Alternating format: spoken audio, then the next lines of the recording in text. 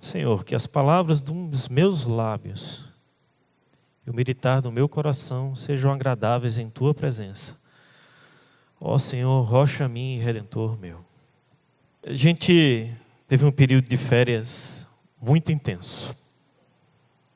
E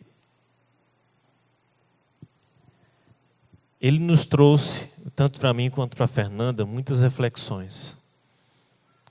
Então, o que eu vou falar hoje para vocês, e o que Deus falou conosco muito nesse início de janeiro,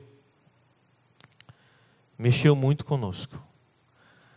E eu gostaria de pedir a compreensão de vocês em algumas coisas que poderão acontecer aqui. Tá certo? Vamos ler um salmo, uma poesia fantástica. Como é feliz aquele que não segue o conselho dos ímpios, não imita a conduta dos pecadores, nem se assenta na roda dos zombadores. Ao contrário, sua satisfação está na lei do Senhor, e nessa lei medita dia e noite. É como a árvore plantada à beira de águas correntes, dá fruto no tempo certo, e suas folhas não murcham. Tudo o que ele faz prospera. Não é o caso dos ímpios. São como palha que o vento leva. Por isso os ímpios não resistirão no julgamento, nem os pecadores na comunidade dos justos. Pois o Senhor aprova o caminho dos justos, mas o caminho dos ímpios leva à destruição.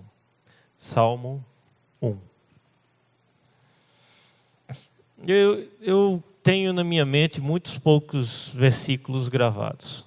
E esse salmo eu gravei porque tem uma música que era muito cantada na juventude, não com essa escrita, que essa é a tradução da Nova Versão Internacional, mas na Almeida Revista e atualizada. Bem-aventurado o homem que não anda segundo o conselho dos ímpios. Tinha gente do meu lado que cantava segundo o conselho dos índios. Mas tudo bem, né? Eu mesmo já fiz muita dessa, né? Fernanda que o diga. Né? Ontem nós estávamos numa discussão sobre que cor era o abajur que Hit cantava na década de 80, né? Se era cor de carmim ou se era cor de carne. Mas tudo bem.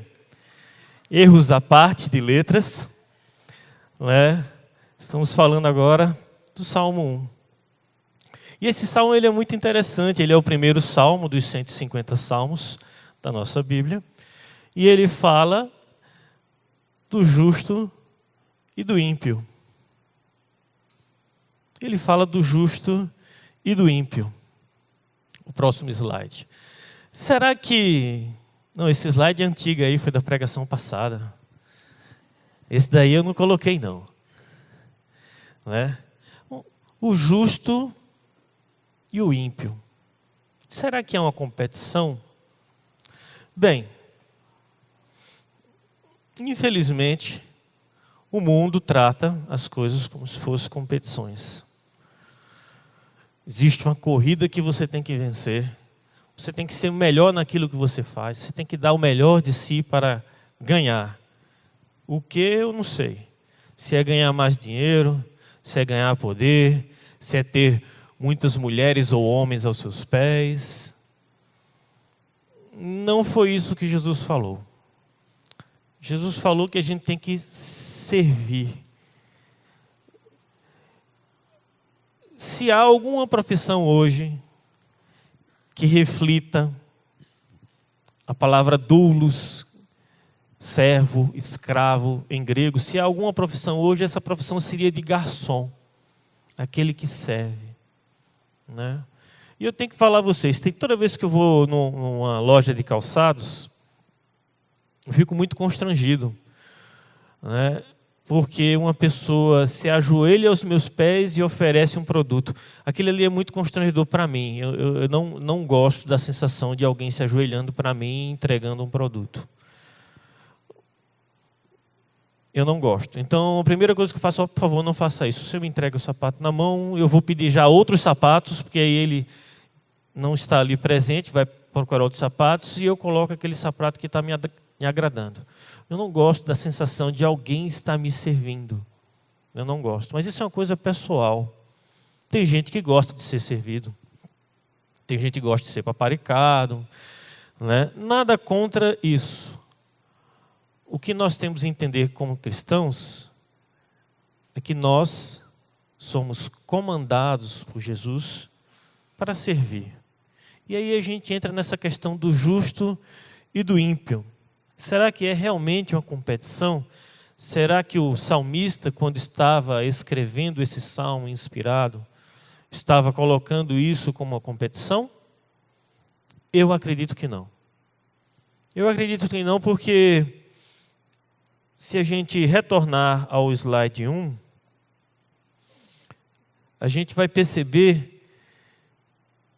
que as decisões do justo e do ímpio levam às consequências daquilo que eles vivem. Vamos repetir. As decisões do justo e do ímpio levam a consequências daquilo que eles vivem. Bem-aventurado o homem que não anda, como é feliz aquele que não segue o conselho dos ímpios. Não imita a conduta dos pecadores, nem se assenta na roda dos zombadores. Então, não é uma questão de competição entre justo e ímpio. É uma questão de escolher um caminho. Escolher um caminho.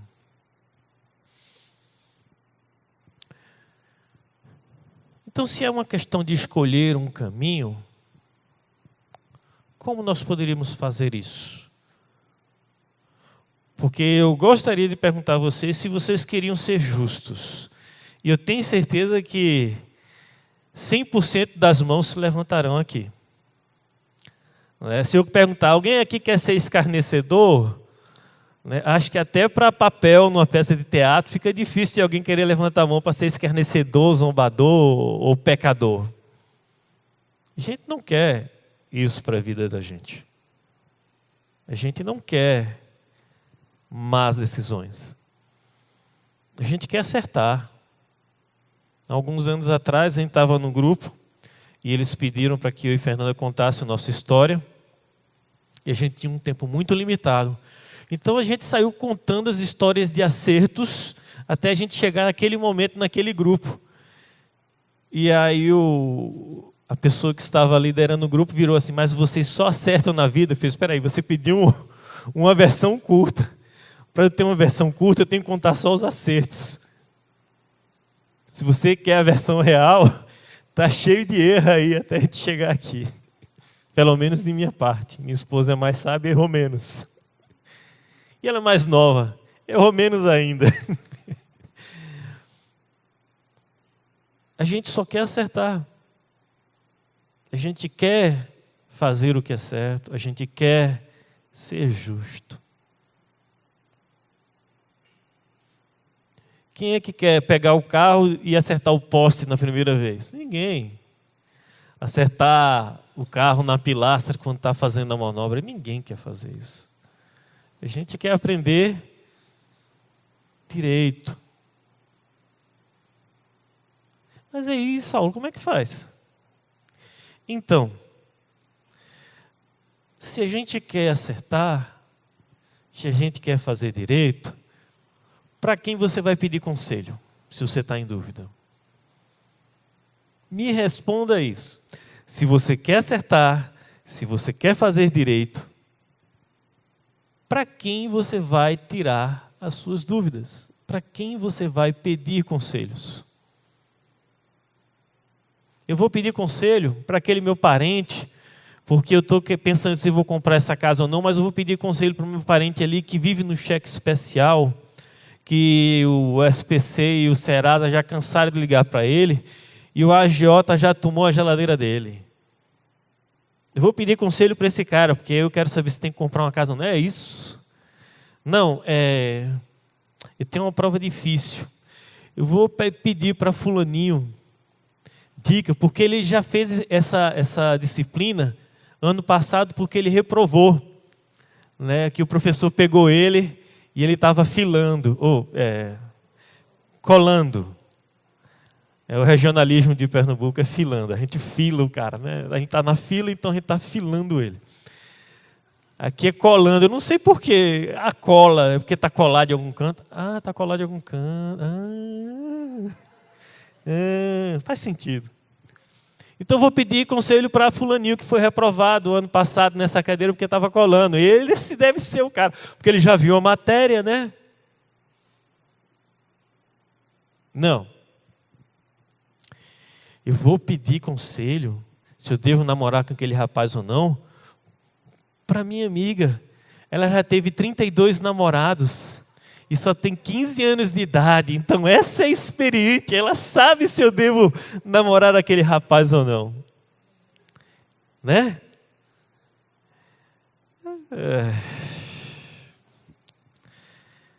Não preciso desenvolver esse pensamento, né, gente? Se a gente vai pedir conselho, a gente tem que pedir ajuda, conselho, ideias, apoio a quem acerta na vida, a quem acerta com ética, a quem tem conduta irrepreensível.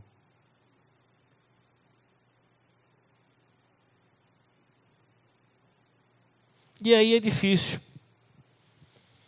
É difícil porque às vezes você olha dentro de sua família e você não reconhece ninguém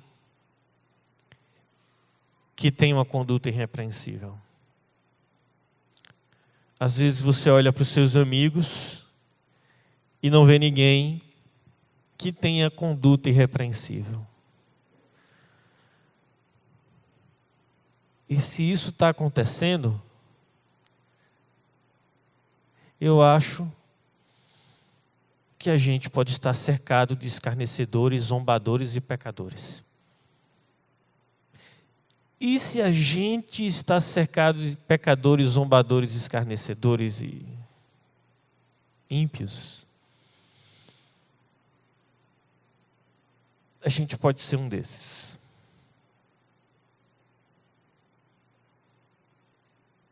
A gente pode ser um desses. Eu dou graças a Deus, porque em 1989, os meus pais receberam um convite para participar de um movimento cristão lá em Recife. E nossa família era uma família de escarnecedores. Então, graças a Deus, porque o Evangelho entrou em nossa casa através do meu padrasto. E eu fui o último relutante, escarnecedor, zombador, pecador, a ceder à atração irresistível de Jesus. Eu fui o último da casa. Não sei quantas noites minha irmã e minha mãe dobraram os joelhos por alcançar a minha pessoa. Mas eu era um cara normal. Eu respeitava minhas namoradas. Eu estudava. Eu era um cara direitinho. Não era, não. Eu tinha os meus problemas. Eu tinha as minhas questões. Eu podia ser um profissional ético. Eu já trabalhava desde os 16 anos de idade. Mas eu não era um justo. Eu tinha problemas sérios em relação à pessoa de Deus. Então eu dou graças a Deus por, em 89, um dos nossos parentes distantes terem entregado uma ficha para um movimento cristão. E essa transformação na família aconteceu a partir deste evento. Nós tomamos contato com justos. Justos que dobraram seus joelhos e intercederam por nossa família. Justos que pagaram um preço para nos acompanhar e nos alcançar através da mensagem salvífica, salvadora de Jesus. Então não é uma questão de competição, mas é uma questão de tomar um caminho. Em Provérbios 4, 14 e 18, nós temos isso bem evidente. Não siga pela vereda, pelo caminho, pelo atalho dos ímpios, nem ande no caminho dos maus. A vereda do justo é como a luz da alvorada. O caminho do justo é como a luz da alvorada, que brilha cada vez mais até a plena claridade do dia. Mas isso tem em Provérbios, possivelmente foi Salomão que escreveu isso. Mas sabe quando isso assim destrói todo e qualquer argumento sobre as escolhas que nós temos que fazer? Quando Jesus, no Sermão da Montanha, resolve falar sobre isso. E ele fala assim, olha, entrem pela porta estreita, pois larga é a porta e amplo o caminho que leva à perdição. E são muitos os que entram por ela. Como é estreita a porta e apertado o caminho que leva à vida, são poucos os que a encontram. Fernanda disse que na casa da avó dela, ou da tia dela, não lembro agora, da tia, tem um quadro que ela, na infância dela e na adolescência, era muito imaginativo. Era um quadro e tinha uma multidão e tinham 2 caminhos e um caminho largo e tinha festas, tinha parque de diversão. Ela descreve, eu nunca vi esse quadro, mas ela descreve e eu vejo o quadro na minha mente. E aí tinha um caminho bem estreitinho, bem curto e que levava a uma cidade eterna, uma cidade de luz. Só que aí quando você olhava no caminho largo, lá no final tinha fogo, tinha um negócio lá meio estranho, né? Isso mexeu muito na imaginação da Fernanda, de tal forma que mexeu na minha. E ele é baseado nesse versículo, nesses 2 versículos que Jesus fala do caminho estreito e do caminho largo, da porta grande e da porta pequena.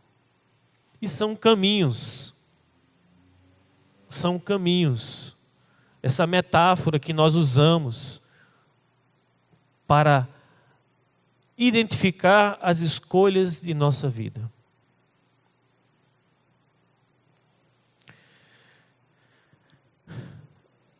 A Bíblia, lá em hebraico, ela nos versículos, ela coloca em Salmo coloca assim, justo, tzadik, ímpio, rasha, pecadores, ratá, e zombadores, lutz. Essas são as palavras, esses são os significados que tem. São significados primários quando você vai no dicionário hebraico. São essas as palavras que designam ímpio, perverso, criminoso, pecador, pecador, zombador, escarnecer, desprezar, falar arrogantemente. E justo. Justo nem me deu o trabalho de colocar aí, eu fui lá, verifiquei e a primeira palavra que aparece é justo. Então, justo é justo. É a mesma tradução. E eu gostaria que vocês fizessem um exercício agora. Um exercício que pode machucar muita gente. Pense nos seus amigos justos e nos seus amigos ímpios. Nos seus parentes justos e nos seus parentes ímpios, se você tiver. Pense neles.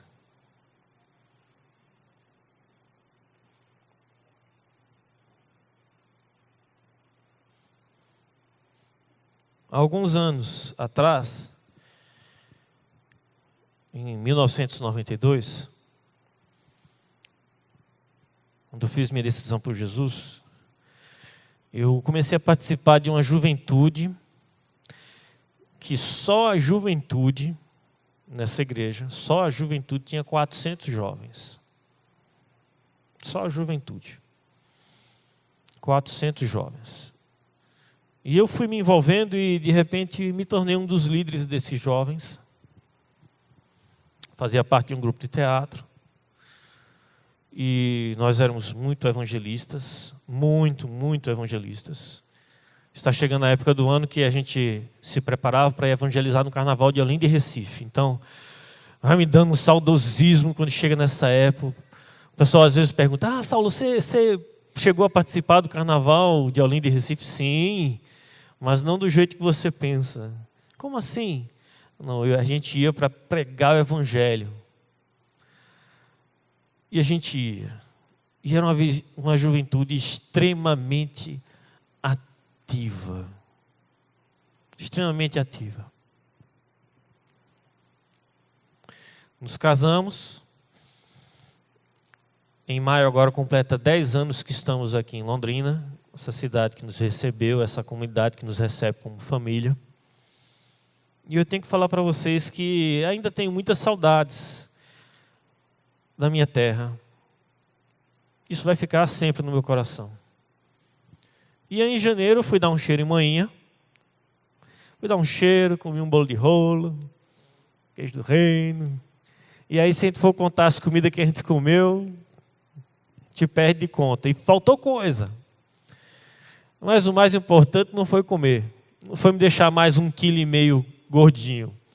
O mais importante foi conversar com as pessoas que nós estávamos com muita saudade. E assim, foram conversas muito intensas, porque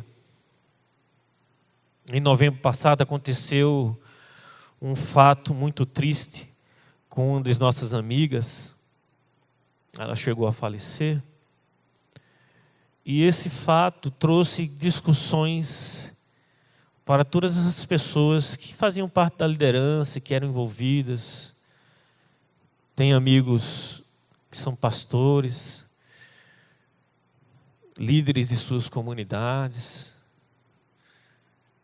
E esse fato, ele machucou muito a gente. Muito. Então, assim, como é que você lida com pessoas que pregavam o Evangelho juntamente com você e que hoje se vivem uma comunhão com Cristo e vivem de uma maneira estranha? Eu não tenho outro adjetivo. Uma maneira estranha, uma maneira que você presencia um discurso de ódio, um discurso sectarista. E eram pessoas que eu amava, que eu admirava, que eu convivia, que eu gastava tempo. Pessoas que estavam dentro de igreja e que fizeram opções medonhas. Eu não estou falando de gente que estava sem comunhão, estou falando de gente que estava em comunhão na minha juventude. Pessoas que tiveram experiência com Deus. De uma hora para outra, tomaram decisões horríveis. Isso deixou tanto eu quanto Fernanda muito tristes. Mas ao mesmo tempo, parte desses nossos amigos não compartilhavam dessas opiniões. Tinha um discurso de justiça divina, de amor, de acolhimento. Um discurso que está realmente preocupado com a dor do outro, com a comunhão, preocupado para que o outro cresça. E vocês não têm ideia do quanto isso foi confortante para mim e para a Fernanda. Principalmente para mim. que conhecia muitos desses desde 92. Fernanda só foi conhecê-los em 2002, 10 anos depois. Foi triste. E aí eu pergunto para vocês: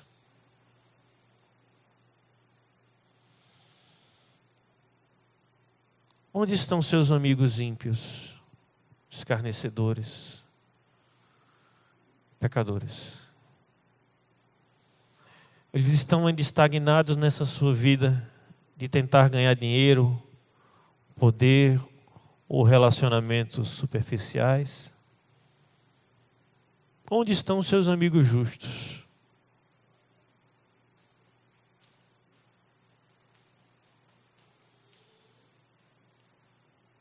Isso leva à questão da árvore que está plantada em um ribeiro, perto de um ribeiro, e a palha seca.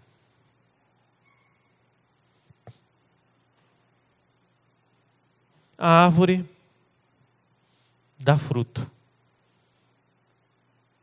A árvore dá sombra. A árvore dá oxigênio, se a gente for pensar cientificamente. E a palha seca? Muito de com força, se a gente conseguir, faz adubo com ela. Ou usa para um churrasco para ser chama inicial. E acho que talvez nem preste.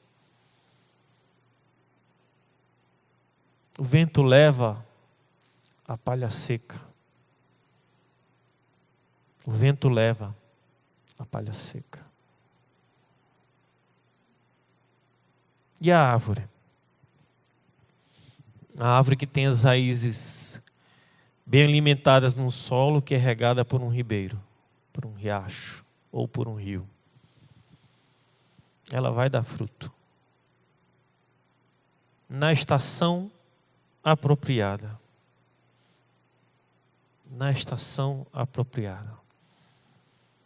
O que nos traz, já que estamos em comunidade e tentamos viver um evangelho, um cristianismo verdadeiro, o que nos traz a questão dos nossos frutos. Os nossos frutos, eles são diretamente proporcionais às nossas escolhas.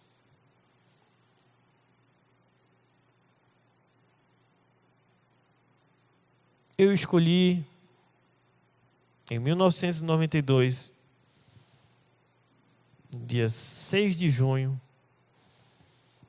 eu escolhi o versículo 14:6 do Evangelho de João. Eu escolhi Jesus.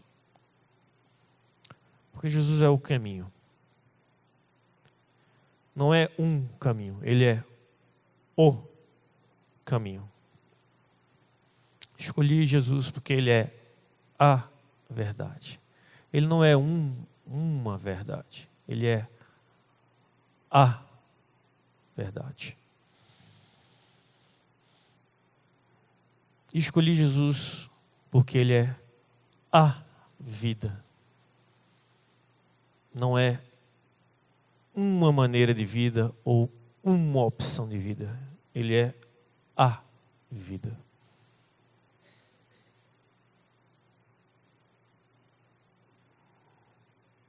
Eu não escolhi Jesus porque, por causa da sequência do versículo, que ninguém vem ao Pai senão por mim. Eu não escolhi Jesus por causa da condenação que há quando não se escolhe Ele.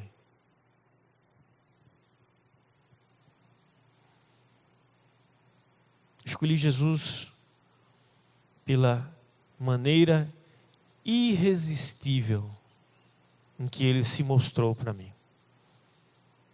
Pelo seu sacrifício maior. Por prova de amor maior que nunca vi executada na humanidade. E eu fiquei muito triste ao pensar em todos os meus amigos ímpios, escarnecedores e pecadores, e não fazerem essa opção.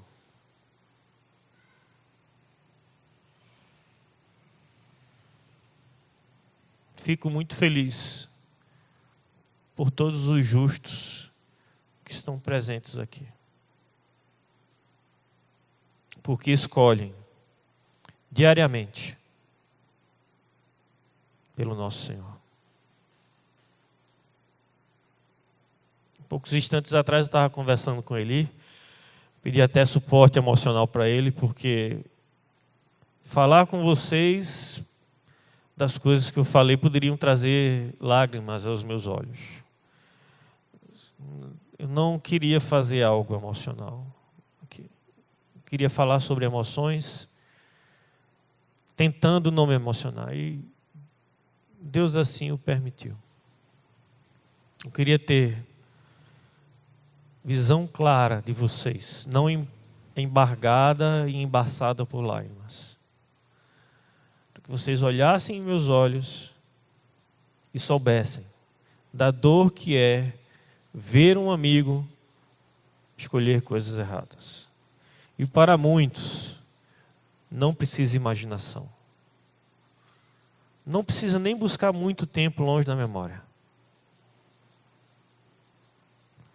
Gostaria de pedir a vocês que vocês pudessem estar orando por esses seus amigos hoje, que estão fazendo decisões que não estão levando eles para junto de um riacho, que estão transformando eles em palha seca.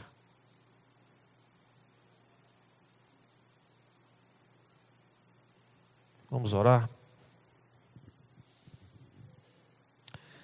Senhor, que nós possamos aceitar esse desafio.